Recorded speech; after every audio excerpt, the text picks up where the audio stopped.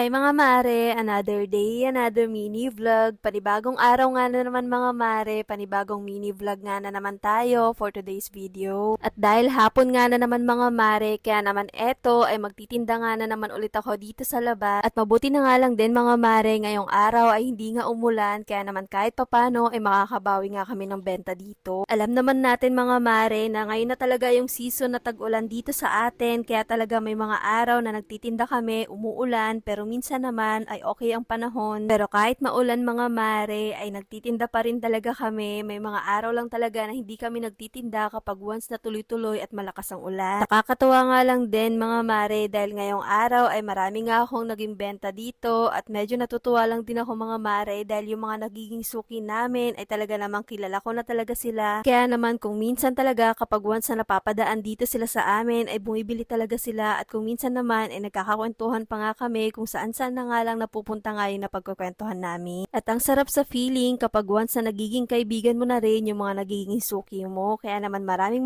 salamat po sa mga suki namin na talaga naman bumabalik pa rin sa amin para bumili at sinusuportahan itong small business namin. Matagal na rin pala nung hindi nga ako nakakapag-video or nakakapag-upload nga ng mga mini vlog about dito sa tinda namin mga mare, pero kahit hindi ako nakakapag-upload, lagi pa rin kaming nagtitinda sa labas. Sa mga gustong malaman kung anong oras ba kami pumapwesto dito, 4 PM mga mare ay pumapwesto na kami dito hanggang 9 PM kami. At mabuti na nga lang din mga mare, kasama ko rin palagi yung Pawok San Antonio at ang binibenta naman nila yung Yang Chow Fried Rice. Kaya naman yung mga customer din nila ay bumibili nga rin sa amin kapag gustong uminom ng drinks at kung minsan naman din yung customer namin ay bumibili rin sa kanila. At kung saan naman may event, kami nga rin yung magkasama. Fast forward na nga lang tayo dito mga mare, kinaumagahan nga ay bago ko asikasuhin si Jella ay inilabas ko nga muna itong mga basura namin dahil ngayong araw kasi kuhaan ng basura dito. At medyo marami-rami nga itong mga basura namin mga mare, ewan ko pero ganito talaga kami palagi dito kapag once na araw ng basura ay ganito nga karaming basura namin. At pagkahatid ko nga kay Jella dito mga mare ay binuksan ko na nga rin itong tindahan namin para nga makapag-ayos na nga rin ako ng mga pinamili ko pa kahapon. Yes, kahapon ko nga ito pinamili mga mare at ngayon ko nga lang itong aayusin dahil nga nung bumili nga kami ay magtitinda ako ng hapon. At medyo marami nga rin talaga itong mga pinamili ko mga mare kaya naman marami rin akong aayusin ngayon dito sa tindahan. At bago talaga ako maglagay ng presyo dito sa paninda ko mga mare ay talaga namang dinodouble check ko palagi sa resibo kung meron bang nagtaas para kahit papano ay may naia-adjust ko nga yung benta ko. Katulad nga nitong araw mga mare ay nagulat nga ako marami nga nagtaasan na item kaya naman ako syempre inadjust ko rin talaga yung bentahan ko dito para kahit papano ay hindi naman ako malugi lalo na nga alam naman natin na maliit lang talaga ang kita dito sa tindahan. Kaya dapat palagi rin natin chinecheck yung resibo kung meron bang nagtaas or nagbaba para kahit papano ay naya-adjust nga rin natin. Pagkatapos ko ang maglagay ng mga presyo dito mga mare ay inayos ko na nga rin isa-isa yung mga paninda ko dito at maya-maya ay sinundo ko na nga rin si Jella. Tamang-tama natapos na nga rin ako mag-ayos sa tindahan. At habang nagluluto ako ng uulamin namin ngayon dito mga mare ay nagwalis na nga pala ako dito sa bahay dahil medyo magaspang na rin talaga yung sahig. At kapag nanay ka talaga ay hindi ka talaga nauubusan nga ng mga gawain pagdating nga dito sa bahay. Kaya naman habang medyo sinisipag pa talaga ako dito mga mare ay sinamantala ko na nga rin talaga maglinis dito at napansin ko nga dito sa bandang kusina namin na medyo madumi na kaya naman naisipan ko na nga rin i-spray ito ng sea waste cleaner para mabilis ko nga matanggal nga yung mga dumi na nakadikit dito.